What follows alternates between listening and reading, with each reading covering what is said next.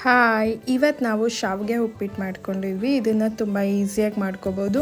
First 1.5 glass ಶಾವಿಗೆನ ಒಂದು ಪ್ಯಾನ್ನಲ್ಲಿ ಹುರ್ಕೋತೀನಿ. ಸ್ವಲ್ಪ low ಫ್ಲೇಮ್ನಲ್ಲೇ ಹುರ್ಕೋಬೇಕು.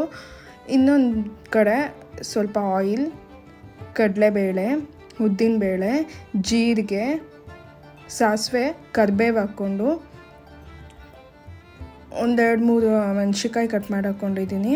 ಆನಿಯನ್ ಹಾಕ್ಕೊಂಡಿದ್ದೀನಿ, ಒಂದು ಟೊಮೆಟೊ ಹಾಕ್ಕೊಂಡು ಸ್ವಲ್ಪ ಅರಿಶಿನ ಹಾಕ್ಕೊಂಡು ನೀಟಾಗಿ ಫ್ರೈ ಮಾಡ್ಕೋಬೇಕು. ನೀಟಾಗಿ ಫ್ರೈ ಮಾಡ್ಕೊಂಡಿದ್ದಾದಮೇಲೆ 2 ಗ್ಲಾಸ್ ಆಫ್ ವಾಟರ್ ಹಾಕ್ಕೊಂಡಿದ್ದೀನಿ.